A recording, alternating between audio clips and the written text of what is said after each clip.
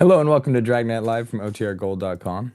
If you're wondering why it's such a moody lighting today, half of my lights aren't working. So we got this like police interrogation setup going on, but we're just going to keep charging forward. I will actually, I realized I have another way to turn this thing on.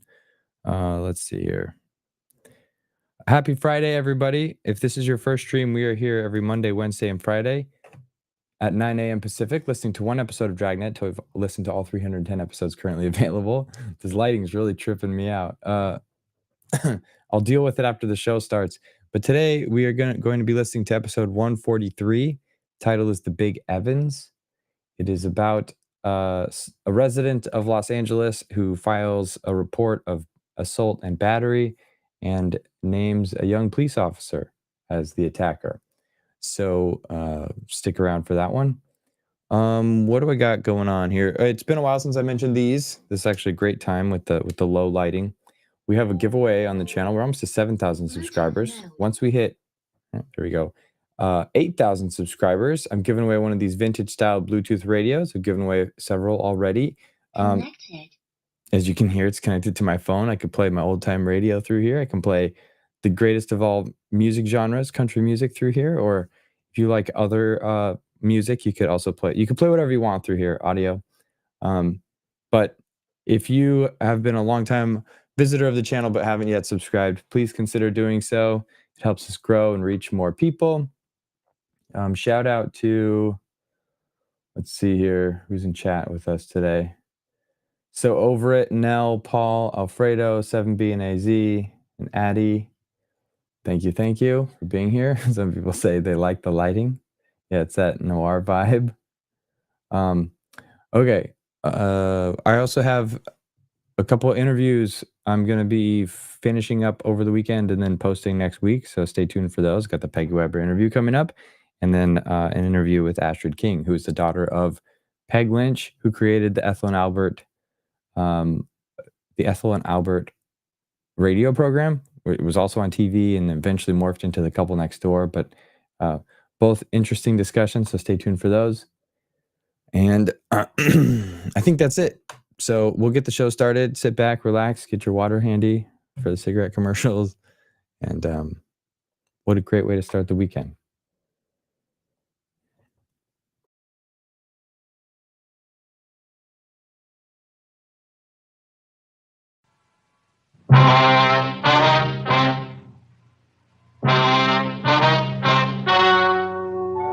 The story you are about to hear is true. The names have been changed to protect the innocent. Fatima Cigarettes, best of all king-size cigarettes, brings you Dragnet on both radio and television.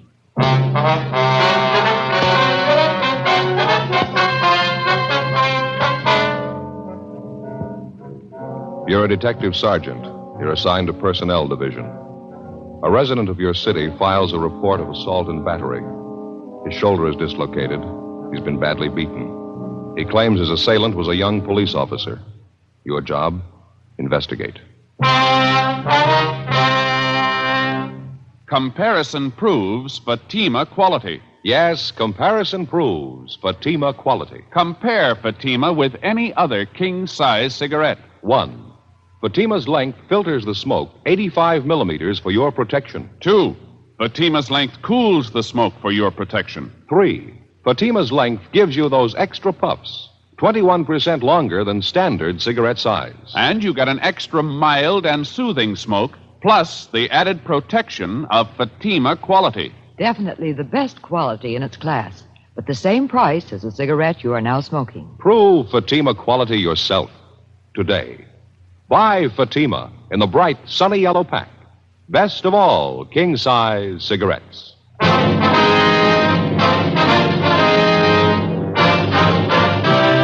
Dragnet, the documented drama of an actual crime. For the next 30 minutes, in cooperation with the Los Angeles Police Department, you will travel step by step on the side of the law through an actual case transcribed from official police files. From beginning to end, from crime to punishment, Dragnet is the story of your police force in action.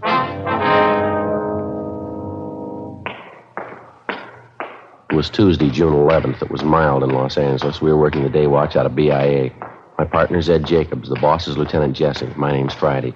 It was 10:23 a.m. when I got to room 83, the squad room.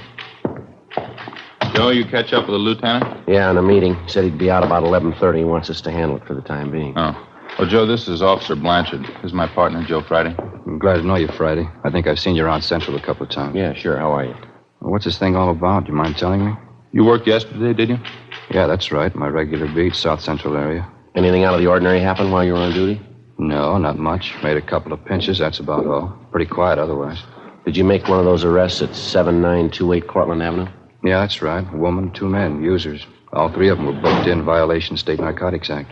Any of the 3 familiar to you at all, Blanchard? I mean, had you ever seen them before the time you arrested them? No, none of them. I knew the place, though. I've been keeping an eye on it lately. One of those old-fashioned homes converted into a rooming house. Uh-huh. I've been noticing some of the people going in and out of the place. They didn't look too good to me. That's why I say I've been keeping an eye on the house. Now, what's the story on this, anyway? You get a kickback on an arrest I made? Well, we'd like to have your version of it first, Blanchard. Exactly what happened? How'd you come to make the pinch? Well, I was walking my regular beat. I think it was about 3:30 yesterday afternoon. I was going along Cortlandt, the 7900 block. A woman came out of the front door and hailed me. She complained about a 507 party in the house a couple doors down the street. And that was at number 7928, the boarding house? Yeah. I checked it out. The party was going on up on the 3rd floor. I went up, found the girl and the 2 men in the room facing on the street. The girl was fixing a pop for herself when I came in. 2 caps of heroin on the table in front of her. Mm-hmm. What'd you do then? I made a grab for the 2 caps. One of the guys beat me to it. He got him, ran to the next room, and tried to flush him down the drain. He didn't quite make it, though. I got one of the caps before he could get rid of it. What'd you do then, Blanchard? Well, I sat the 3 of them down, called into the office. I checked the room over while we were waiting, found 2 more caps of heroin, usual equipment to go with it. When the radio car showed up, the 3 of them were taken downtown to narcotics squad and booked. That's all I can tell you about it. Well, during the time you were waiting there in the room, Blanchard, did you have any trouble with the suspects at all? Well, I got a lot of talk from one of the men, a fellow by the name of Evans. He's supposed to run the boarding house. Claims he didn't have anything to do with it. He didn't know the girl was a hype. You know, the usual stuff. That was the extent of it? Just talk? Sure, that's all. Why? Well, that's not the story, according to Evans. He had his lawyer bail him out last night. He was in to file charges against you. Huh? What do you mean? Assault and battery. He claims that you worked him over for no reason at all. He says you beat him up and dislocated his shoulder. Oh, he's crazy. He's lying. I didn't work him over. Well, he says he got witnesses to prove it, Blanchard. The 2 people who were with him, the woman, the other man. He says they'll swear that's what you did. Yeah, but it's not true. They're trying to cook up a frame. I didn't touch any of them. Well, this Evans looked like he's been mussed up. Cuts and bruises all over his face. His shoulders fairly recent, too. Yeah, I know that, but I didn't do it. He was in the same shape when I found him up in that room yesterday. Matter of fact, I asked him about it. He wouldn't tell me. It's the truth, Sergeant, so help me. All 3 of them are lying. I didn't beat them up. Well, it's your word against theirs, Blanchard. The facts seem to favor Evans. I don't get this at all. 2 of those people are known hypes. They'd swear anything for a free cap. You know that. What good is their word? Maybe no good at all. It's not up to us to decide. Evans filed a complaint. It's our job to follow through. Now, you're sure about the shape Evans was in when you found him up in that room yesterday, Blanchard? He was already marked up, is that right? I'm sure he was. I told you. I asked him about it. He wouldn't answer me. But you had no way of proving that you couldn't possibly have been responsible for it. Well, it's up to him, isn't it, Evans? If he says I worked him over, let him prove it. I'm afraid he's got the jump there. 2 witnesses. Yeah, but they're lying. You must know that. They're lying. Well, now, look, you can see the position it puts us in. If you're innocent, we're going to do all we can. If you're guilty, we'll see that you get everything that's coming to you. Well, you know it as well as I do, Sergeant. I had no reason to beat him up. I didn't do it. Well, it's not up to us, Blanchard. The court will have to decide. Doesn't make sense. None of it does. There's no other way to handle it. We got 4,500 men in the department. We don't claim they're all saints. Once in a while, one of them turns bad, and all of us get a black eye. You're in a jam, Blanchard. Like anyone else, you'll get a fair trial. Yeah. Well, what happens now? Do I draw suspension? Yeah, that's right. If you're cleared of the charges in court, there'll be a hearing before the Board of Rights. Am I through right now? We'll have to book you in at the main jail. Case will be presented to the DA's office tomorrow. Doesn't make sense. I had no reason to beat up Evans. No reason at all. You sure of that, are you? What do you mean? Of course I'm sure. Well, Evans claims you did have a reason, a good one. What? Well, he says you handed him a proposition. He wouldn't go for it, so you worked him over. What do you mean? What kind of a The proposition? bad kind. Huh? He says you wanted a payoff. Investigating charges against a police officer involves exactly the same procedure as cases where private citizens are concerned. Prove the suspect innocent or guilty. If Blanchard was innocent, it wasn't going to be an easy job proving it. If he hadn't beat up the complainant, George Evans, and dislocated his shoulder, it seemed the only way out would be to find the man who did.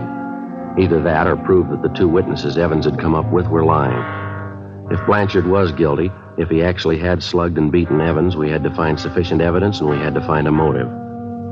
11:10 a.m., Ed and I took Officer Harry Blanchard over to the main jail where he was booked in and lodged in one of the cell blocks. Then we went upstairs to the women's jail where we interviewed one of the witnesses to the alleged beating, an Eleanor Rowland. She'd had previous arrests for vagrancy, grand theft auto, and petty theft, as well as an established reputation as a user of narcotics. She was 23 years old. Yeah, it was terrible. That cop really roughed him up, poor old Evans. Cop didn't have to treat him like that. How long have you known George Evans, Miss Rowland? You old friends? No, I wouldn't say that. I met him a couple weeks ago when I came down from north. San Francisco? Portland. I was visiting up there. I'm a Portland girl originally. Well, how about this other man you were with at the time Officer Blanchard picked you up, this Ray Sherman? He an old friend? Buster, yeah, I've known him a few years. Do you know Evans very well? Yeah, I guess you could say that. Ray's had a room at the boarding house a couple of years. I guess he's good friends with Evans. Say, can I ask you something? Yes, ma'am. You ever work narcotics up in Portland? No, ma'am, never have. Face is familiar. Could have sworn I met you in Portland. Do you want to run over that story again for us, Miss Rowland, about what happened yesterday? Not much to say, just the same as I told you. You usually stay at Evans' rooming house when you're in town, do you? No, it's only the second time I was there. How about George Evans? Was he there at the time? No, not first. Me and Buster had a pop, and then we sat around and talked. Evans came in a little later. 3 of us talked. Told me and Buster not to bring any more junk in the house. He didn't want to get into trouble. Then, speak of the devil, a cop walked in. What happened then? Buster grabbed 2 caps off the table, tried to get rid of them. He only got rid of one, though. The cop got the other one. Well, how'd the argument start? You remember that? Between Evans and the officer, I mean. Well, I was a little high at the time. I don't remember it word for word. Evans said he didn't have anything to do with it, but the cop kept pressing him. He told Evans he'd forget about it if Evans would pay him off. Evans told him no, he wouldn't give him a cent, and then the cop started beating him up. You were in the same room with him all this time? Yeah, Buster and me. We saw it all, poor old Evans. He really got worked over. Cop didn't have to treat him like that. Say, are you sure you're not from Portland? Yes, ma'am, I'm sure. Now, about how many times would you say the officer hit Evans? Oh, I couldn't tell you that exactly. Dozens of times, I guess. Kept hitting him with his fists, pushed him all around the room. I was a little high at the time. I don't remember everything exactly. Sure could use a booster about now. Are you sure about everything you've told us, Miss Rowland? That's the truth? Yeah, that's right. Some of the details I didn't remember so well. He straightened it out for me, though. He told me just what happened. Who's that? George Evans. 11:50 a.m. Ed and I continued questioning Eleanor Rowland. The more we talked to her, the more we were convinced that at the time of the alleged beating, she was under a heavy dose of narcotics, and that for the most part, she picked up her version of the story from the alleged victim, George Evans. We went down to the second floor of the main jail to one of the interview rooms where we talked to the second witness, Ray Sherman, alias Tom Raymond, alias Buster Raymond. He also had a long record as a user of narcotics. He gave the same general version of the incident as the Rowland girl did, but despite the girl's story, he claimed he was not under the influence of narcotics at the time Officer Blanchard entered the room and made the arrest. Besides that, there were other discrepancies. 1:05 p.m., we had some lunch at the Federal Cafe, and then we drove out to interview the complainant in the case, George Evans. After checking at his rooming house, we finally located him in a neighborhood bowling alley. He was sitting at a bar adjoining the actual playing area, drinking a bottle of beer. Parts of his face and neck were bandaged, and his left shoulder was in a cast. He appeared friendly and cooperative. I kept telling the cop I didn't have any money. Told him I wouldn't give him a payoff even if I did. So he started working you over, that right, Evans? Yes, that's right. I don't have anything against cops normally, but this guy, that's something else. How do you ever get on the force anyway? Had you ever had any contact with Officer Blanchard before yesterday, Evans? Yes, I did, twice before. He came to the house, accused me of running a hideout for thieves, junkies. Tried to get me to pay him off then, too. I wouldn't do it. That's, when was that, Evans? About 6-8 months ago. Yeah, at least that. Well, how is it you didn't report Blanchard then? Well, I didn't want to cause any trouble, get mixed up in a law case. I figured I could take care of him myself. But after that going over yesterday, that was enough for me. I didn't understand how the guy ever made the force to begin with. What's the matter? The shoulder of mine, he really tore it apart. How'd you spend your time yesterday, Evan? Do you mind telling us? No, I don't mind. I slept till about 12:30, 1 o'clock. Had a little bit of a hangover. Then I got up and made some breakfast and read the paper. That's about size. I mean, you were in your room all day up to the time you went down the hall to Ray Sherman's room? That's right. Ray was there with this girlfriend of his, Eleanor. I didn't know she was a hype. That's the truth. Ray should have known better having her there. I don't like the kind of stuff going on around my place. Now, we've checked you through the record bureau, Evans. There's been 3 or 4 similar cases at your places the last few years, hasn't there? A couple, yeah. It's a real problem. I don't know how you keep them out. Whole neighborhood around here, you know. Pretty hard to stop it, I guess. We understand you were in the room there while the girl helped herself to a fix. Is that right? No, I wasn't in the room when she took the fix. I got there a couple minutes after. I didn't even know what was going on. You can ask Ray Sherman, the girl, too. They'll tell you I wasn't there. Well, that's something else we wanted to ask you about. Sherman and the girl don't seem too sure of their stories. Can you straighten us out there? What do you mean? Well, Sherman tells us one thing, the girl tells us something else. Can't seem to get together. Yeah, but I told him. You told him what, Evan? Well, nothing. I told him to tell the truth, that's all. That stupid Ray. He doesn't know half the time what he's doing. Well, that doesn't make him much of a witness then, does it? What do you mean? He was there when that cop slugged me, beat me up. He could see that much. Well, that's just it. We're not sure he did. Huh? The girl says Blanchard worked you over in the living room there. Sherman says Blanchard took you out in the kitchen and beat you up. Now, which is it? I think I'm beginning to get the pitch. How's that? You're out to cover up for that cop. Is that it? Take care of your own? We're assigned to investigate this thing, Evans, just like any other criminal case. Blanchard's not getting any more of a break than any other suspect would. Yeah, sure. We still haven't answered our question. Where did it happen, living room or kitchen? The interview's all over, Sergeant. I got the pitch. You can take this back to your office. I'm going to get that cop convicted. If it's the last thing I do, you can count on that. What's the matter, Evans? All we did was ask you a simple question. Don't try to kid me, Sergeant. I got the angle. You're trying for a cover-up. Okay, go ahead and try. Now, look, why don't you snap out of it, mister? Nobody's trying to cover up unless it's you. Sherman and the girl are your witnesses. Some of the points of their stories don't check out. We want to clear them up. Does that sound unreasonable? I told you, Sergeant, it's no use. I got your angle. Answer me one more thing, Evans. You're on your own. I'm telling you nothing. Who was the doctor that treated you after you were beaten up?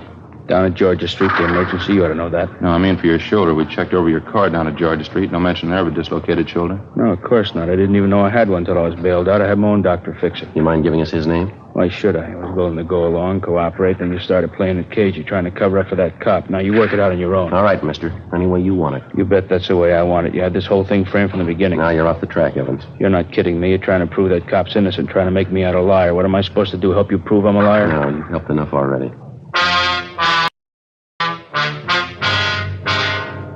Ed and I double-checked through Officer Blanchard's departmental record. It showed that Blanchard had been working his present beat for a little more than 4 months. Evans had told us that Blanchard allegedly had solicited payoffs from him at least 6 to 8 months before. The following day, Ed and I made further inquiries in the neighborhood of Evans' rooming house and also among his friends and associates. For one thing, we found out that Evans had not spent the entire morning and early afternoon in the house. He'd been seen leaving his place by several neighbors at about 10 a.m. Through one of his contacts, we got the address of an ex-wife, since remarried, a Marie Evans Zarconi. We located her in a small apartment in the East Wilshire district, a small brunette woman about 35. Now, you tell us she used to be married to Evans. Yeah, that's right. Well, what kind of business was Evans in when you were married to him, ma'am? Well, he had that rooming house over on Cortland Yes, Avenue. ma'am, we know about that. Was there anything else? What's the matter, anyway? Just a routine investigation. We'd like to have as much background on him as you can remember. Are you on fairly good terms with Evans now? No, I haven't seen him since we split up. About a year and a half ago, I think. That's why I couldn't stand him. What was the trouble, ma'am? You mind telling us? He just isn't much good, that's all. You find a lot of names to fit him. He was in everything. Well, how do you mean? That's why I got away from him. Every cheap, lousy racket you can think of, he was in it. Peddling dope, blackmail, making book, some of the two-bit rackets. He's been in all of them, one after the other. I had to get away. A rooming house on Cortland Avenue, that's where he's been operating all this time? As long as I've known him, yeah. About 3 years, I'd say. Mm-hmm. Is narcotics just a sideline with him, or does he go in for it pretty heavy? He was in it pretty heavy when I left him. I don't know what he's been doing since. I don't care.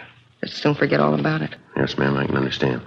What's the matter now, anyway? Got a case against him? Well, not exactly. Evans is filed against a police officer, assault and battery, soliciting a bribe. We're investigating the charges. Sounds like him. Some cop really rough him up? Well, we don't know, ma'am. That's what we're trying to find out. Oh. Well, I'd like to help you out. Don't think I can, though. Well, just one more question, ma'am. While you were married to Evans, did you have a family doctor? I mean, one that you called regularly when you were sick? Yeah, we did. Why? Well, what was his name? Can you remember? Yeah, Dr. Chase. Would you like his address? 2:47 p.m. We got to Dr. Chase's office, and luckily we found him in. Take a look at this magazine, Joe. What? National Geographic. Looks like a real old one, wouldn't you say?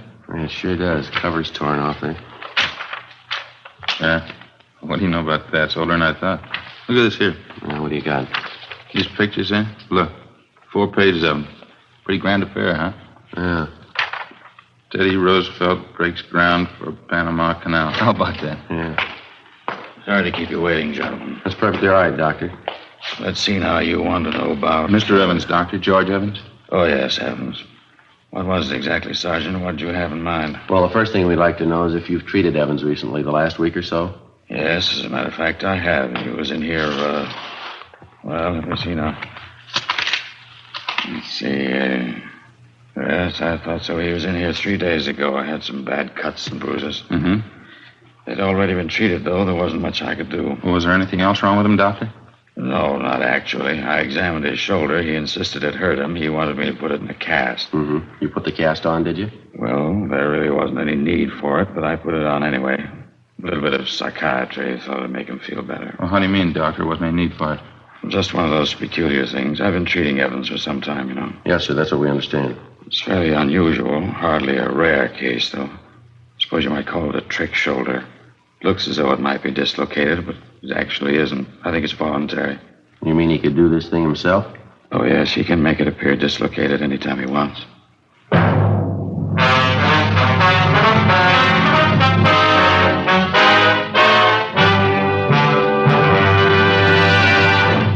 You are listening to Dragnet, authentic stories of your police force in action. Fatima, America's first largest-selling blended cigarette. Now, best of all, king-size cigarettes. Prove it yourself today. Compare Fatima with any other king-size cigarette. 1. Fatima's length filters the smoke 85 millimeters for your protection. 2. Fatima's length cools the smoke for your protection. 3. Fatima's length gives you those extra puffs, 21% longer than standard cigarette size. And you get an extra mild and soothing smoke, plus the added protection of Fatima quality. Friends, in Fatima, the difference is quality. Fatima contains the finest domestic and Turkish tobaccos superbly blended. And Fatima is extra mild, with a much different, much better flavor and aroma. Because of its quality, its extra mildness, its better flavor and aroma, more smokers now insist on Fatima than ever before. Switch to Fatima today.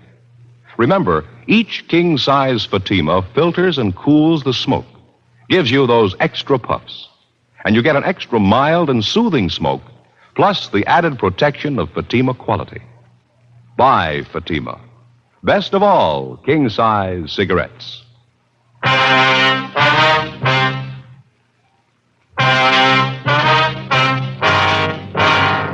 Saturday, June 15th, 10 a.m. The investigation continued. Meantime, the newspapers were still making front-page material out of the story. One of the morning banner lines read, "Cop slugs cripples citizen to get payoff," and another one, "Police brutality rouses entire city." Our investigation went on. Early Saturday afternoon, Ed and I succeeded in locating a former friend of Evans who told us that he'd seen him downtown the morning of the day on which the alleged beating had taken place. The same time Evans had told us he was in bed nursing a hangover. The former friend, a Fred Werner, said Evans was in the company of 2 known gamblers, Carl Sweetser and Stanley Parrish. He told us that he'd spotted the 3 of them together at about 11:45 a.m. We questioned Sweetser and Parrish, but they refused to tell us anything. They admitted that they were acquainted with Evans, but they knew nothing about the beating he'd received. We continued making the rounds. 5:30 p.m. We dropped by the main jail and questioned Evans' 2 witnesses again, Ray Sherman and Eleanor Rowland. We got the same stories as before. 6:18 p.m. We got back to the city hall. Long stretch, huh? Sure be glad to get home. Yeah, not a bad day, though. We had fair luck, didn't I we? suppose so. It could always be better. Sure like to get the straight story one way or the other. You want to check the book, Ed, see if we got anything? Yeah, okay. No, not much, Joe. Call from a Tom Donnelly, you know him? Donnelly? No, that doesn't sound too familiar to me. I got it. Personnel Jacobs. How's that? No, afraid he's gone for the night. Yeah, huh? No, I'm sorry. I wouldn't know. All right, thank you. There's another message here for us, Joe, in the book. Yeah? From Blanchard's wife again. I'm getting to feel pretty silly about it, telling her the same thing night after night. Why don't you call her tonight? Well, you've been doing all right. Why give up now? Personnel, Friday. Yeah. What was that? Mm-hmm. Your name? Yeah, okay. Uh-huh. 10 o'clock tonight? All right, that's fine. That's so. Sure. Yeah, we'll meet you. Okay. 10 o'clock. Yeah, fine. Bye. Sounds pretty good. Who was it? Guy by the name of Martin Kimbrough says he knows George Evans. He wants to talk to us tonight. What's the pitch? I don't know. Might be straight, might not. What'd he say? About Evans being worked over. He claims he knows all about it. Yeah? He says Blanchard couldn't possibly have done it. 7:05 p.m. We went over to Frank Tang's place, had some dinner, and then we drove out to interview the man who'd identified himself on the phone as Martin Kimbrough. We located him at the designated meeting place, a small bar just off Beverly Boulevard and Normandy Avenue. Kimbrough was a small man, slight build, middle-aged. He seemed less sure of himself than he did on the phone.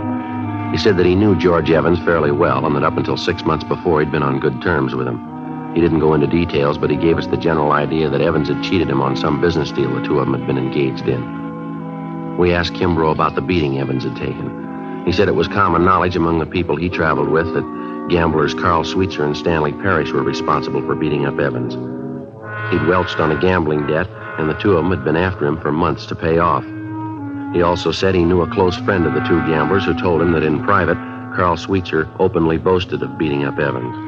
According to Kimbrough, the beating had taken place about 1 p.m. the Monday before, the same day Officer Blanchard allegedly had given him the beating. We located Sweetser in the coffee shop of a small hotel on South Rampart Street. I'm afraid I don't know what you're talking about, Sergeant. I don't know any George Evans. I've never heard of him. We understand you do, Sweetser. Heard you used to play cards with him. Got it from a couple of people. That's all. I guess they made a mistake. I don't remember the name at all. Maybe he's going under a different one, huh? Well, how about his description? You ought to remember that. Well, maybe I meet quite a few people. It's kind of hard to place all of them, you know. What's the guy look like? Oh, he's tall, dark complexion, dark hair, scar under his chin. He dresses pretty well, usually wears a suit. No, doesn't mean a thing to me. Runs a rooming house over on Cortlandt Avenue. He's been in quite a few rackets on and off. No, sorry. I'm afraid I wouldn't know him. Now, look, we haven't got any beef with you, Sweetser. That's not the point. Evans is trying to get away with a fast one. We're out to stop him. We could use your help. How about it? I don't see how I can help you. What's the beef, anyway? We think you know. It's been all over the newspapers the last couple of days. Oh, yeah. A young cop? What's Evans got against him, anyway? He's trying to save face. We figure that's what we hear, anyway. Well, what do you mean? Well, I think you know how Evans likes to play the big shot. It wouldn't do his stock much good around town if the real story got out. I don't follow. What story are you talking about? About his welching on a gambling tab, getting roughed up. If he says a cop did it, makes him look a lot better, doesn't it? He comes out of it pretty clean that way, doesn't he? Pass us all, huh? Yeah, sure. Why don't you guys have some coffee? I hate to eat alone. Okay, as soon as the waitress comes around. No. Oh, what else you hear about this, Evans? Pretty bad boy, that, right? Bad enough. He's got a fast mouth, telling quite a few stories around the neighborhood. That's so. Yeah, I might remember him. Tall, dark guy who runs a rooming house. Yeah, that's right. You should remember him. He's mentioned you in a couple of the stories he's passing around. Yeah, where'd you get that? Talking to a fellow last night. He says Evans claims that card game he was in with you was rigged. That's why he didn't pay you off. He claims you and Stan Parrish framed the whole thing. Is that right? That's a laugh. Huh? Phony bums are all alike. Lose a couple of dollars and squeal like a pig. What's this Evans doing now? He's up for a narcotics rap. He's out on bail. Yeah, cheap punk. What's your stake in this thing? We're trying to clear the thing up. Apparently, Evans figures he's going to frame the young cop, save face, talk himself out of a bad situation. Oh, what do you want from me? The truth? I'm not going to talk myself into jail, young cop or not. We're not asking you to. You want to clear the case, huh? All you need is proof the cop didn't give Evans a working over. That's right. Okay, you got a deal. Without actually incriminating himself in any way, Carl Sweetser gave us information and leads which, after they were checked out, showed definitely that George Evans was slugged and beaten in a neighborhood at least a mile from his rooming house. We talked to half a dozen people who saw Evans in that neighborhood shortly after 1 p.m., the day of the incident. We talked to the clerk at the drugstore where Evans went to buy iodine and bandages. They all told us that he bore the markings of a severe beating as early as 1 o'clock that afternoon. Evans had told us repeatedly that he'd received the beating at the hands of Officer Blanchard no earlier than 3 or 3:15 that afternoon. Ed and I drove over to the main jail where we interviewed Evans' two witnesses again. The girl, Eleanor Rowland, was the first to break. She admitted that Evans had promised both her and her friend, Ray Sherman, $50 apiece if they would go along with him in his plan to frame Officer Blanchard for assault and battery and soliciting a bribe. After an hour of questioning, Sherman admitted the same thing. We had a stenographer take their statements. 4:50 p.m., Ed and I got in the car and drove out to the rooming house on Cortlandt Avenue. Yeah? Oh, how are you, Sergeant? You want to get your coat, Evans? Like to see you downtown. What for? What's it about? Filing a false report. You know the story. What are you talking about? What do you mean a false report? You've been checked out all over town, Evans. Your doctor, your ex-wife, your gambling friends. We talked to them all. So what? What's that prove anyway? Proves you were lying, mister. That young officer, Blanchard, he didn't beat you up. There's nothing wrong with your shoulder either. Dr. Chase will vouch for that. Look, I don't care what he says. I don't care what any of them say. I got my case against that cop. I'm sticking with it. You're not going to talk me Why out. don't you give it up, Evans? We had a talk with Carl Sweetser. What did he tell you? Enough to convince us you're trying to frame Blanchard. We've got statements from people who saw you before you got back home Monday afternoon. They say you were mussed up then. That was at 1 o'clock in the afternoon. You've been telling us Blanchard wasn't at your place till 3 o'clock. Now, how do you explain that? Well, I don't know. Maybe I didn't have the time right. My watch could have been off. Doesn't make any difference anyway. It's going to make a lot of difference. How about getting your coat? I'm going to call my lawyer first. That isn't going to do much good. We've got statements from your two witnesses, Ray Sherman and the girl. They've admitted the whole thing. Now, you haven't got much of a case left. I don't care what they say. They're lying. Both of them. They're lying. You ought to know, mister. What? You taught them how.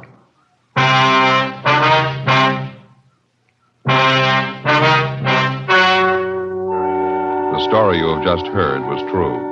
The names were changed to protect the innocent. On September 2nd, trial was held in Superior Court, Department 89, City and County of Los Angeles, State of California. In a moment, the results of that trial. And now, here is our star, Jack Webb. Thank you, George Fenneman. Friends, I sincerely want you to smoke Fatima and prove Fatima quality. You know, we have a lot of confidence in our king-size cigarette. Enough confidence to make you this money-back guarantee. Buy a pack of Fatimas. Compare them with any other king-size cigarette. If you're not convinced Fatima is better, just return the pack and the unsmoked Fatimas by August 1st, 1952, and we'll give you your money back plus postage. Fatima, Box 37, New York 1. Buy Fatima. Best of all, king-size cigarettes.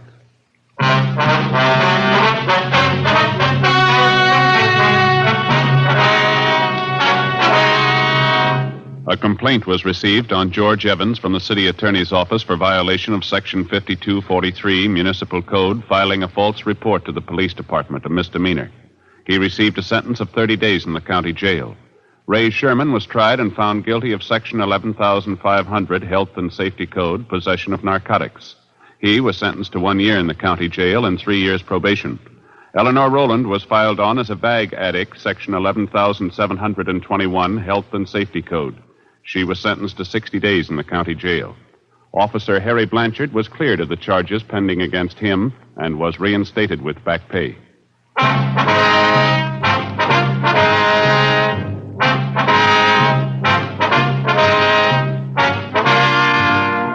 You have just heard Dragnet, a series of authentic cases from official files. Technical advice comes from the Office of Chief of Police W.H. Parker, Los Angeles Police Department. Technical advisors Captain Jack Donahoe, Sergeant Marty Wynn, and Sergeant Vance Brasher. Heard tonight were Barney Phillips and Whit Connor. Script by Jim Moser. Music by Walter Schumann. Hal Gibney speaking. Fatima Cigarettes, best of all king-size cigarettes, has brought you Dragnet, transcribed from Los Angeles.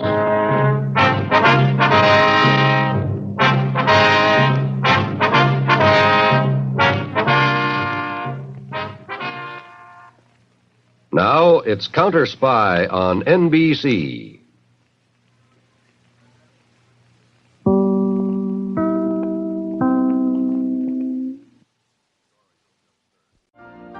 You've been listening to the OTR Gold Network. Find more classic radio at otrgold.com.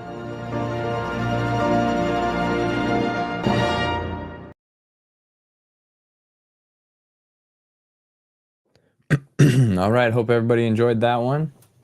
It was a fun conversation talking about old kid books, the World Cup, bulletproof coffee, lots of things. Always a fun time with this group. Thank you all for tuning in. I wish you all a great weekend. I think I'm like 98% back. Like my voice is leaving the lower registers and going back up to normal. So I kind of liked the lower voice part of it, but not so much the coughing and not being able to go to sleep. So it's a trade that I'm willing to make. But yeah, I hope everyone has a great weekend. And I hope to see you on Monday. We'll be back Monday at 9 a.m. And then I'm going to be working on those, finalizing those edits on that thing. And then I promise you they are coming next week. So just keep an eye out for that. I got 2 episodes back to back. We'll do Peggy Weber first and then go with the Astrid King one after that. So, yeah. Yeah, that's a good point. Let me highlight this one real quick. I guess if I wanted my voice to drop or to get deeper, I could just start smoking Fatimas, but then I'm sacrificing other things. I already said I don't want to sacrifice my health for a deeper voice, but that's always an option. Anyway, cool. Thanks everyone. Have a good weekend. Till next time. Bye.